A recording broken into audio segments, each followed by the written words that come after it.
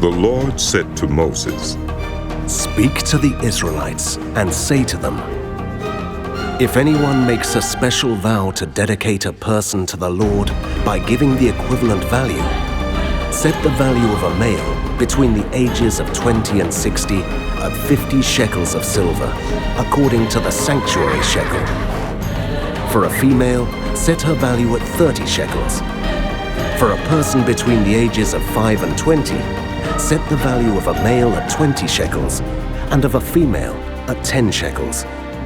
For a person between 1 month and 5 years, set the value of a male at 5 shekels of silver and that of a female at 3 shekels of silver.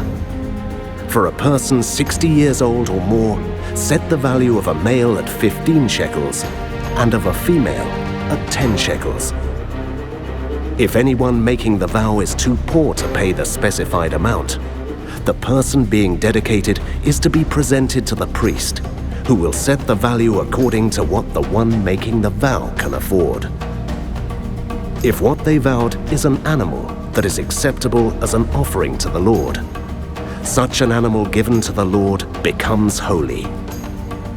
They must not exchange it or substitute a good one for a bad one, or a bad one for a good one. If they should substitute one animal for another, both it and the substitute become holy.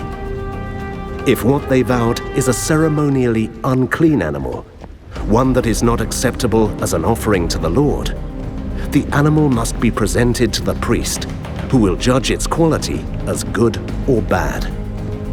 Whatever value the priest then sets, that is what it will be. If the owner wishes to redeem the animal, a fifth must be added to its value. If anyone dedicates their house as something holy to the Lord, the priest will judge its quality as good or bad. Whatever value the priest then sets, so it will remain.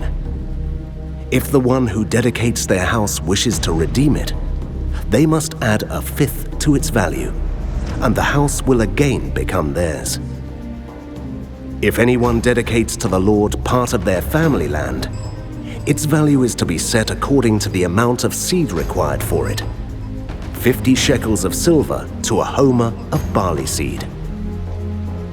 If they dedicate a field during the year of Jubilee, the value that has been set remains.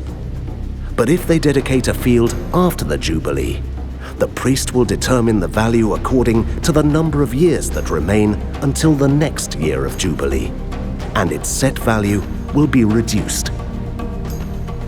If the one who dedicates the field wishes to redeem it, they must add a fifth to its value, and the field will again become theirs. If, however, they do not redeem the field, or if they have sold it to someone else, it can never be redeemed.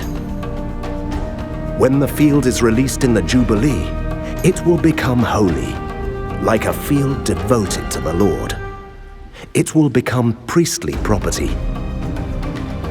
If anyone dedicates to the Lord a field they have bought which is not part of their family land, the priest will determine its value up to the year of Jubilee, and the owner must pay its value on that day as something holy to the Lord. In the year of Jubilee, the field will revert to the person from whom it was bought, the one whose land it was. Every value is to be set according to the sanctuary shekel, 20 gerahs to the shekel.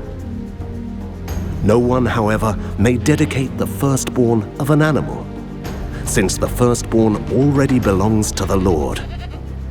Whether an ox or a sheep, it is the Lord's.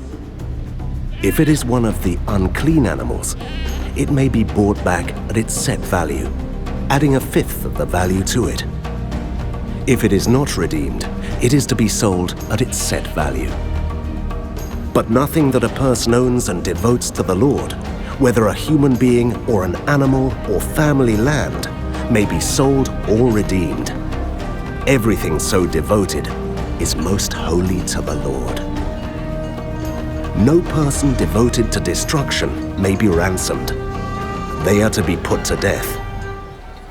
A tithe of everything from the land, whether grain from the soil or fruit from the trees, belongs to the Lord.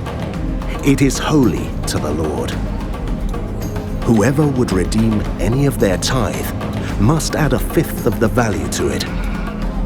Every tithe of the herd and flock, every 10th animal that passes under the shepherd's rod, will be holy to the Lord. No one may pick out the good from the bad, or make any substitution. If anyone does make a substitution, both the animal and its substitute become holy and cannot be redeemed. These are the commands the Lord gave Moses on Mount Sinai for the Israelites.